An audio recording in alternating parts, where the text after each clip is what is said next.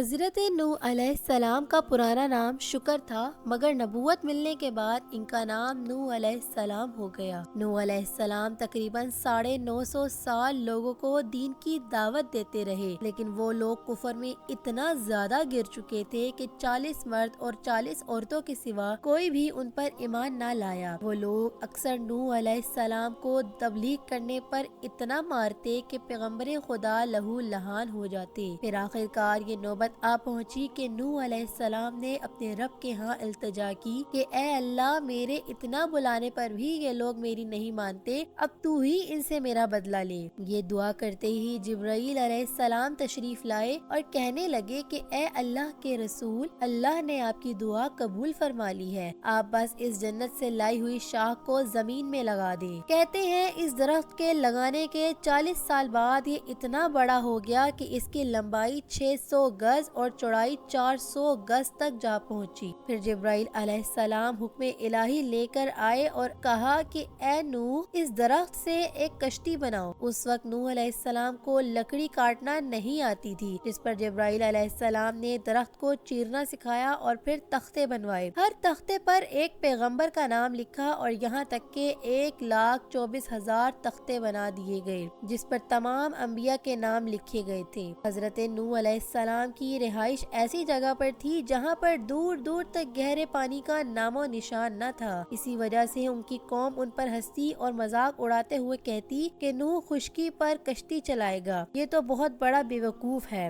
حضرت نوح علیہ السلام نے جبرائیل علیہ السلام کی تعلیم سے کشتی پوری بنا لی، جو کہ تقریباً 1000 گز لمبی اور 400 گز چوڑی تھی۔ اس کشتی کی 7 منزلیں تھیں، جس میں پہلی منزل پر حضرت آدم علیہ السلام کا تابوت رکھا گیا، دوسری منزل پر حضرت نوح علیہ السلام مومنوں کے ساتھ خود سوار تھے، تیسری منزل پر پرندے، پھر چوتھی پر درندے، پانچویں پر چرندے، چھٹی پر سب کا سامان اور ساتویں پر میوے رکھے گئے تھے۔ کشتی کی تمام تیاری ہو جانے کے بعد جبرائیل علیہ السلام نے نوح علیہ السلام کو اللہ کا پیغام دیا کہ جب تمہارے گھر کے تندور سے پانی ابلنے لگے تو کشتی پر ہر جانور کا ایک ایک جوڑا لے کر سوار ہو جانا، کیونکہ وہ ایک خوفناک طوفان کی علامت ہوگی۔ اس کے کچھ دن بعد ہی نوح علیہ السلام کی بیوی نے روٹیاں بناتے ہوئے دیکھا کہ اچانک ہی تندور سے پانی ابلنے لگا ہے، جس کی خبر اس نے اپنے شوہر یعنی نوح علیہ السلام کو دی، جس پر انہوں نے اپنے گھر والوں اور جیسے تیسے کر کے جانوروں کا ایک ایک جوڑا کشتی پر جلدی سے چڑھا دیا، اور پھر زمین کو پانی اگلنے کا حکم ہوا اور آسمان سے بھی تیز اور طوفانی بارش برسنے لگی۔ جب تمام لوگ کشتی میں سوار ہو گئے تو نوح علیہ السلام کے ایک بیٹے جس کا نام کنعان تھا وہ نہ سوار ہوا اور اپنی ماں کے ساتھ ایک اونچے پہاڑ پر چڑھ گیا اور غرور کرنے لگا کہ طوفان اس اونچے پہاڑ تک نہیں پہنچ سکتا۔ تبھی کچھ دیر بعد ہی پانی کی ایک بڑی لہر آئی اور نوح علیہ السلام کی بیوی اور بیٹا کنعان دونوں ہی پانی میں غرق ہو گئے۔ اللہ تعالیٰ نے پورے 40 دن اور 40 رات تک بارش برسائی، جس کی وجہ سے رجب کی 2 تاریخ سے لے کر محرم کی 10 تاریخ تک حضرت نوح علیہ السلام نے کشتی پر ہی اپنی زندگی گزاری۔ جب کشتی کو چلتے ہوئے تقریباً 6 ماہ 8 دن گزر گئے تو اللہ تبارک و تعالیٰ نے زمین کو حکم دیا کہ سارا پانی نگل جائے۔ حکم الہی ہوتے ہی زمین نے پانی نگلنا شروع کر دیا اور نوح علیہ السلام کی کشتی جودی نام کے پہاڑ پر جا ٹھہری، جو ملک شام میں واقع ہے۔